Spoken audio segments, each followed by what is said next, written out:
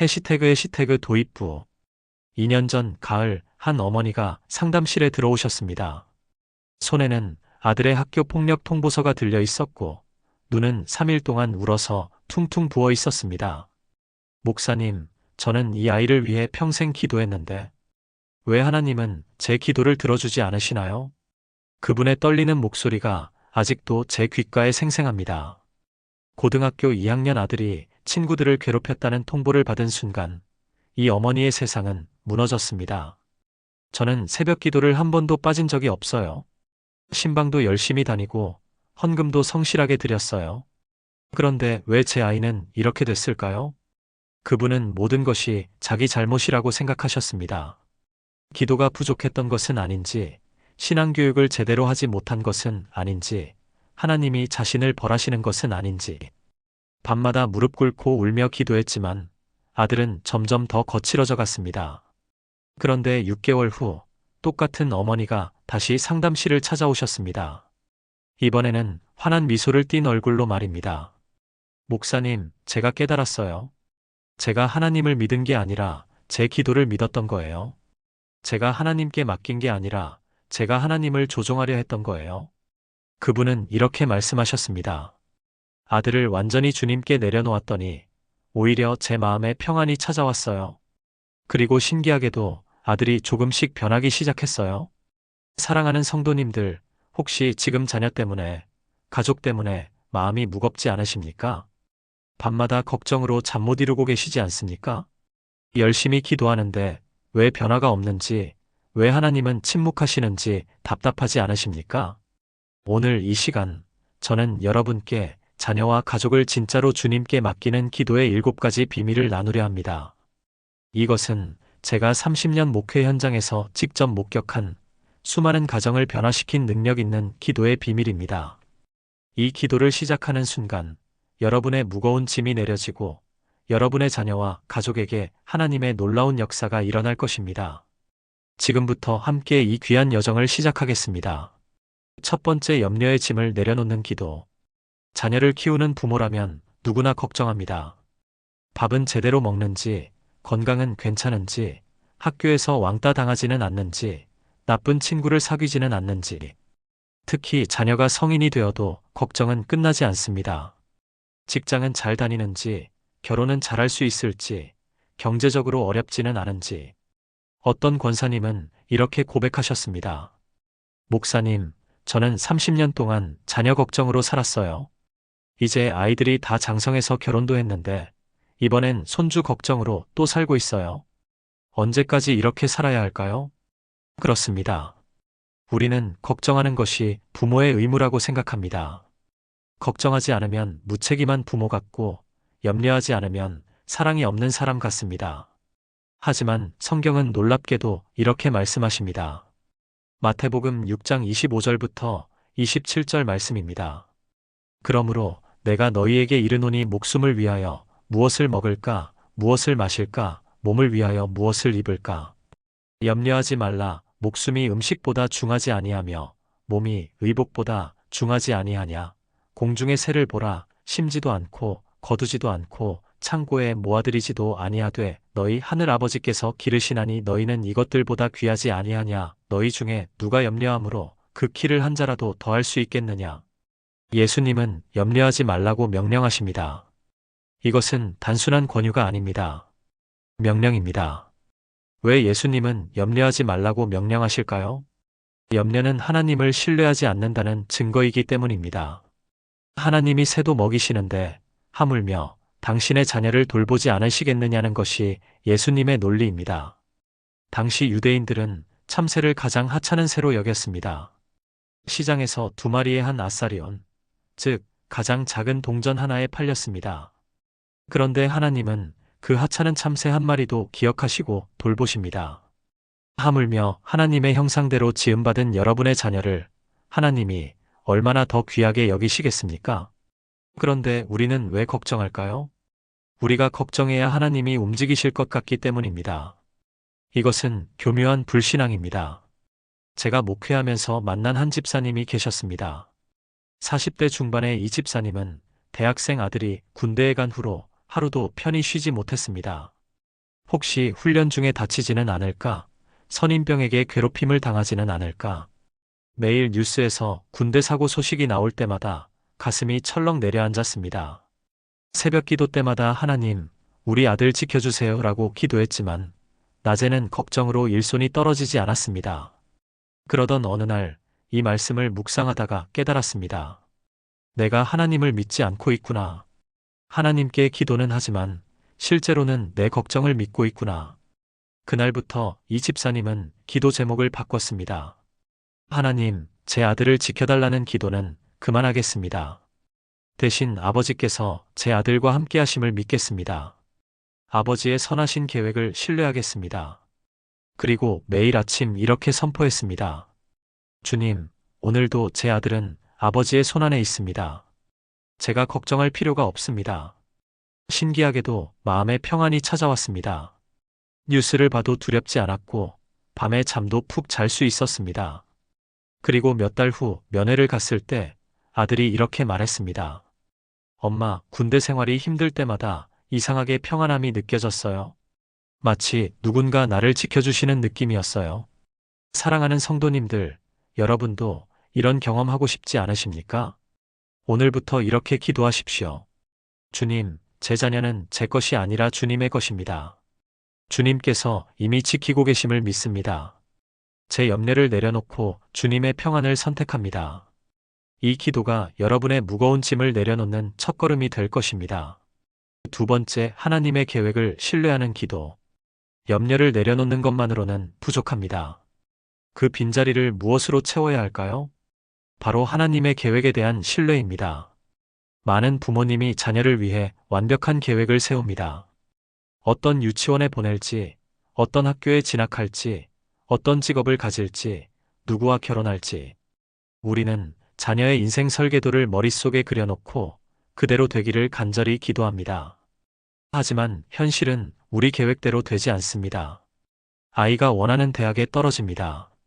준비했던 직장 면접에서 탈락합니다. 그럴 때 우리는 좌절하고 하나님께 원망합니다. 왜 제 기도를 들어주지 않으세요? 하지만 잠깐 생각해 보십시오. 혹시 우리의 계획이 하나님의 계획과 다른 것은 아닐까요? 예레미야 29장 11절 말씀을 보겠습니다. 여호와의 말씀이니라 너희를 향한 나의 생각을 내가 아나니 평안이요 재앙이 아니니라 너희에게 미래와 희망을 주는 것이니라. 이 말씀은 바벨론 포로로 끌려간 이스라엘 백성들에게 주신 말씀입니다. 그들은 조국을 잃고 가족과 헤어지고 꿈과 희망을 잃어버린 절망의 상황에 있었습니다.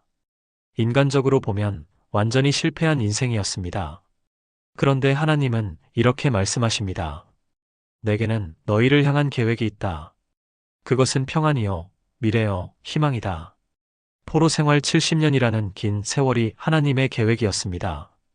그 기간 동안 이스라엘 백성들은 우상 숭배를 완전히 끊어냈고 말씀 중심의 신앙으로 돌아왔습니다. 만약 바벨론 포로가 없었다면 이스라엘은 계속 우상을 섬기다가 역사에서 사라졌을 것입니다. 실패처럼 보였던 그 70년이 사실은 하나님의 구원 계획이었던 것입니다. 우리 자녀들의 인생도 마찬가지입니다. 우리 눈에는 실패로 보이는 그 순간이 하나님의 계획 속에서는 가장 중요한 전환점일 수 있습니다. 제가 아는 한 청년이 있었습니다. 대학 졸업 후 대기업에 입사하려고 3년 동안 준비했지만 번번이 떨어졌습니다. 어머니는 매일 새벽마다 하나님, 우리 아들 좋은 직장에 취업시켜주세요 라고 눈물로 기도했습니다. 하지만 결과는 계속 낙방이었습니다. 좌절한 청년은 작은 소셜벤처 기업에 들어갔습니다. 연봉도 적고 회사도 불안정해 보였습니다. 어머니는 실망했습니다. 그런데 5년이 지난 후 그 소셜벤처는 업계 1위 기업이 되었고 청년은 임원으로 승진했습니다.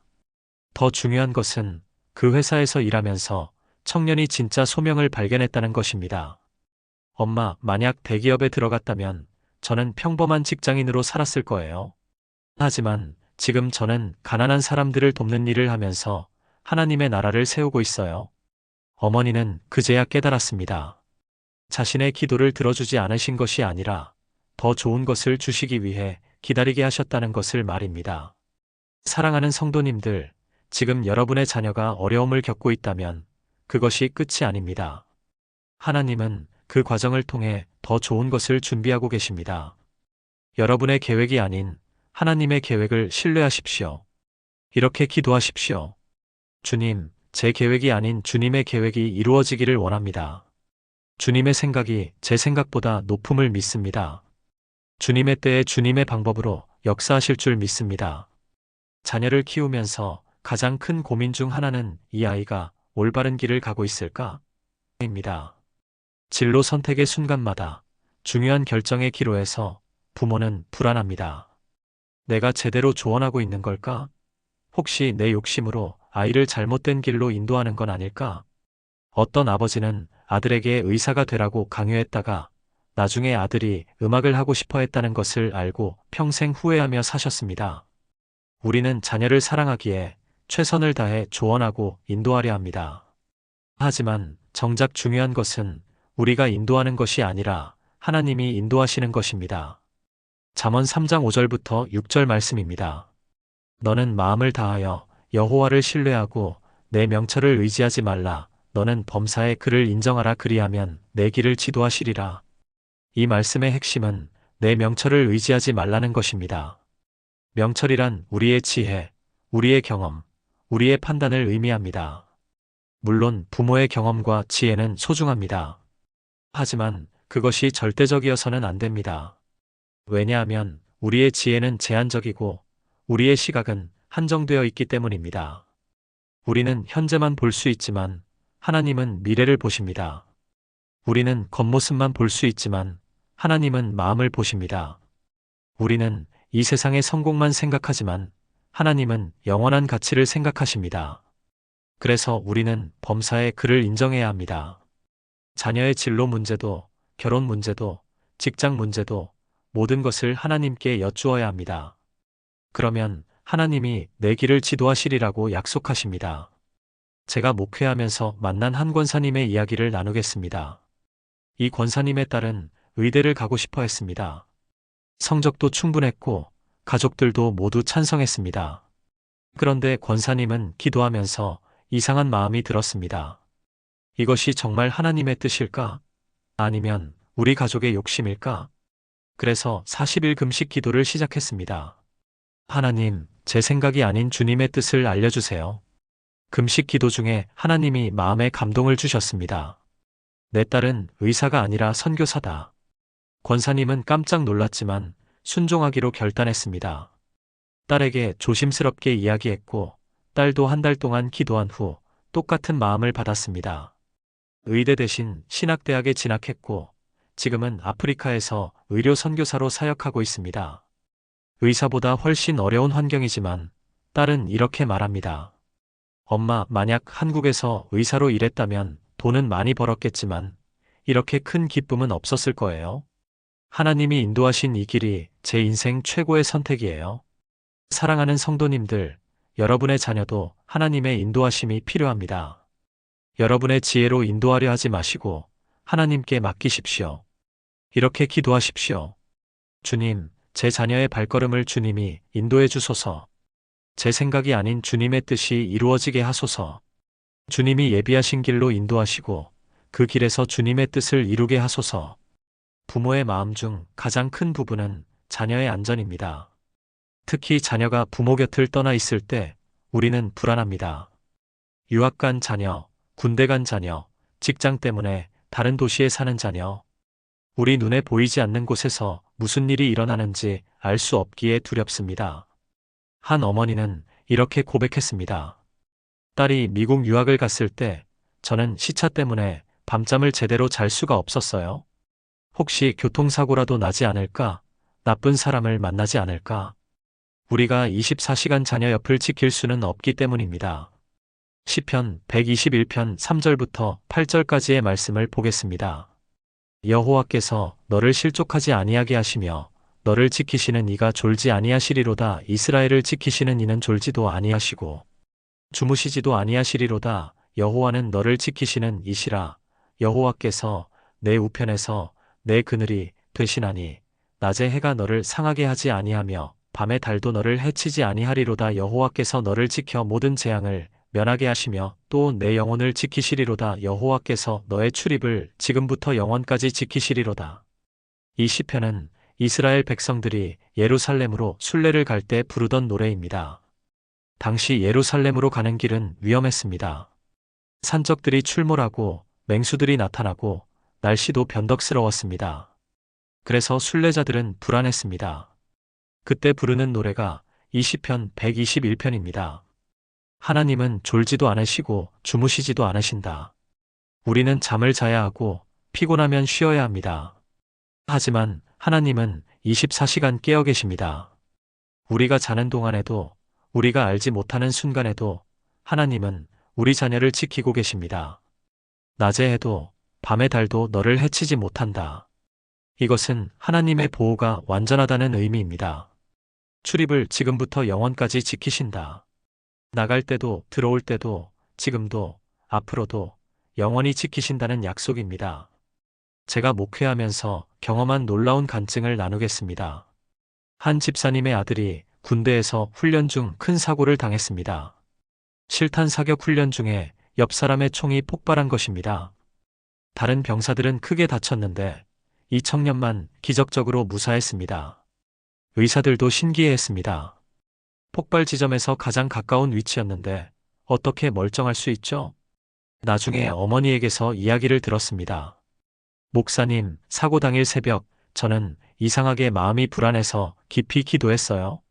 주님, 오늘 제 아들을 특별히 지켜주세요. 그리고 계속 시편 121편을 반복해서 암송했어요.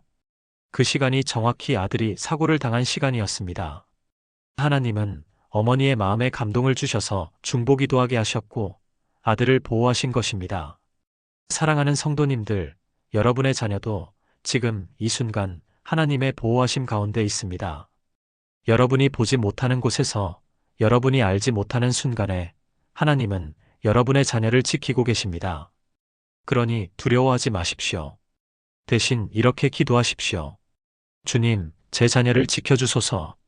낮에도 밤에도 집에서도 밖에서도 보이는 위험에서도 보이지 않는 위험에서도 지켜주소서. 주님의 천사들을 보내어 사방에서 보호해 주소서. 부모의 관심은 대부분 자녀의 외적 성공에 집중됩니다. 좋은 학교, 좋은 직장, 좋은 배우자. 물론 이것들도 중요합니다. 하지만 가장 중요한 것은 자녀의 영적 상태입니다. 아무리 세상에서 성공해도 하나님을 모른다면 그것은 진짜 성공이 아닙니다. 마태복음 16장 26절 말씀입니다. 사람이 만일 온 천하를 얻고도 제 목숨을 잃으면 무엇이 유익하리요? 사람이 무엇을 주고 제 목숨과 바꾸겠느냐? 예수님은 온 천하를 얻는 것보다 영혼을 구원받는 것이 더 중요하다고 말씀하십니다. 많은 부모님이 자녀의 신앙에 대해 걱정합니다. 우리 아이가 교회를 떠났어요. 믿음이 있는지 없는지 모르겠어요. 특히 자녀가 청소년기, 청년기를 거치면서 신앙의 방황을 겪는 경우가 많습니다. 어떤 아버지는 이렇게 말씀하셨습니다. 아들이 중학교 때까지는 교회 잘 다녔는데 고등학교 들어가면서 교회를 떠났어요. 어떻게 해야 할지 모르겠어요. 이럴 때 우리가 해야 할 일은 무엇일까요? 억지로 교회에 데려가는 것일까요? 가장 중요한 것은 기도입니다. 에베소서 1장 17절부터 19절 말씀을 보겠습니다. 우리 주 예수 그리스도의 하나님, 영광의 아버지께서 지혜와 계시의 영을 너희에게 주사 하나님을 알게 하시고 너희 마음의 눈을 밝히사 그의 부르심의 소망이 무엇이며 성도 안에서 그 기업의 영광의 풍성함이 무엇이며 그의 힘의 강력으로 역사하심을 따라 믿는 우리에게 베푸신 능력의 지극히 크심이 어떠한 것을 너희로 알게 하시기를 구하노라. 바울은 에베소 교회 성도들을 위해 이렇게 기도합니다. 하나님을 알게 하시고 마음의 눈을 밝히소서. 이것이 가장 중요한 기도입니다. 사람이 하나님을 아는 것은 인간의 노력으로 되지 않습니다. 하나님의 은혜로만 가능합니다. 제가 목회하면서 만난 한 어머니의 이야기입니다. 이 어머니의 아들은 대학에 입학하면서 교회를 완전히 떠났습니다. 무신론자가 되어 하나님은 없다고 선언했습니다. 어머니는 절망했습니다. 처음에는 설득하려고 했지만 아들은 오히려 반발했습니다. 어머니는 깨달았습니다. 내가 아들을 변화시킬 수 없구나. 오직 하나님만이 하실 수 있구나. 그날부터 어머니는 전략을 바꿨습니다. 아들에게 더 이상 잔소리하지 않았습니다. 대신 매일 새벽 이렇게 기도했습니다. 하나님, 제 아들의 마음의 눈을 열어주소서. 제 아들이 하나님을 알게 하소서. 성령님, 제 아들을 만나주소서. 그리고 1년이 지났습니다. 어느 날 아들이 집에 와서 말했습니다. 엄마, 나 이번 주일에 교회 가도 돼? 아들은 대학 캠퍼스에서 한 크리스천 선배를 만나 변화되기 시작했습니다. 하나님은 어머니의 기도를 들으시고 한 선배를 보내셔서 아들을 변화시키신 것입니다. 지금 그 청년은 대학 선교단체에서 열심히 활동하고 있습니다.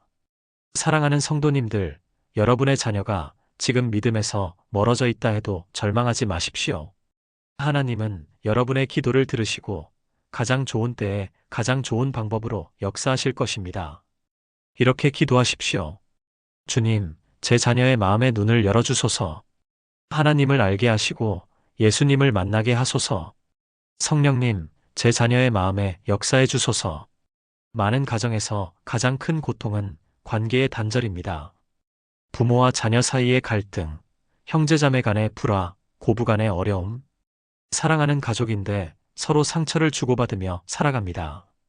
특히 부모와 자녀 사이의 관계가 깨진 경우 부모의 마음은 찢어집니다. 어떤 아버지는 이렇게 고백했습니다. 아들과 5년째 대화가 없습니다. 같은 집에 살면서도 서로 외면하고 지냅니다. 어떤 어머니는 이렇게 말했습니다. 딸이 결혼하면서 저희와 관계를 끊었어요. 손주도 보여주지 않아요.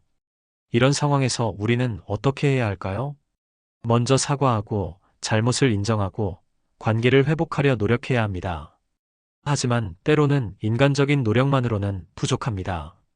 이럴 때 필요한 것이 기도입니다. 골로새서 3장 12절부터 14절 말씀입니다.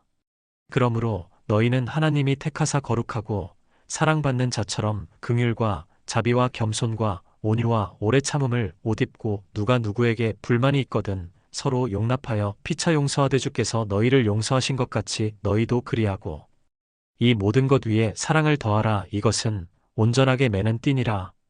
이 말씀의 핵심은 주께서 너희를 용서하신 것 같이 너희도 그리하라는 것입니다.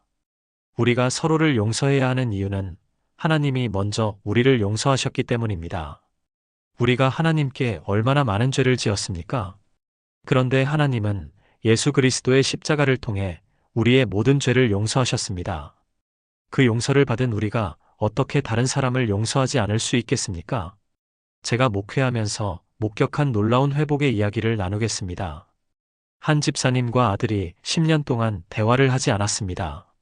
아들이 사업을 하겠다며 아버지의 퇴직금을 모두 빌려갔는데 사업이 실패하면서 관계가 깨진 것입니다. 10년이 지나도 두 사람은 서로에게 다가가지 못했습니다.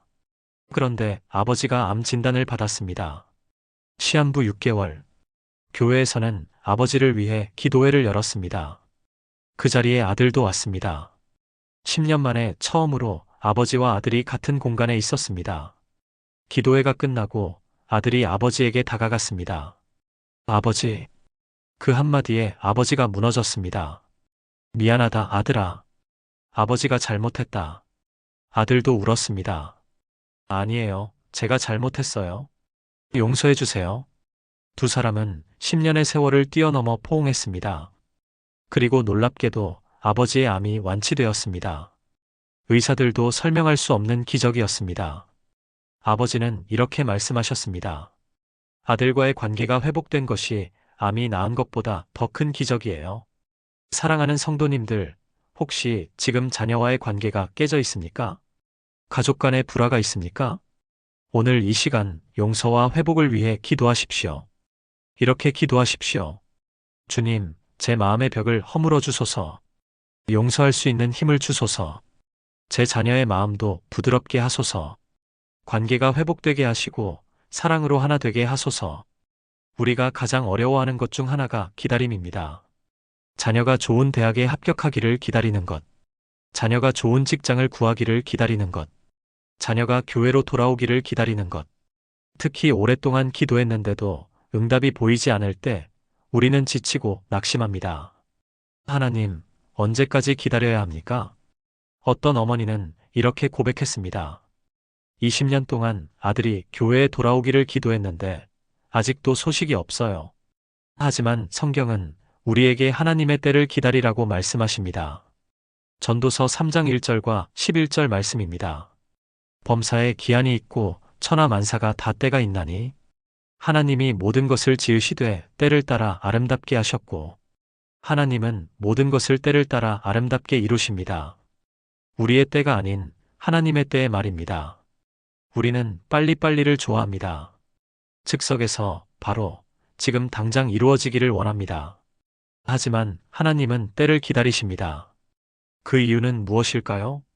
첫째, 하나님의 때가 가장 완벽한 때이기 때문입니다. 둘째, 기다리는 과정에서 우리가 성숙해지기 때문입니다.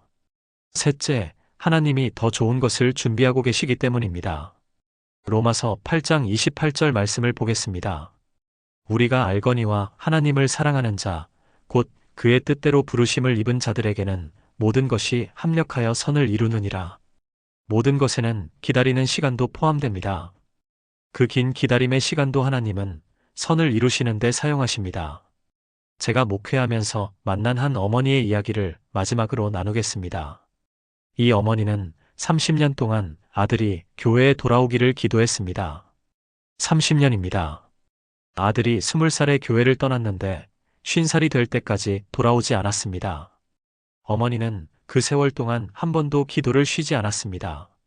그런데 어머니가 70살이 되던 해 아들이 암 진단을 받았습니다. 말기암이었습니다.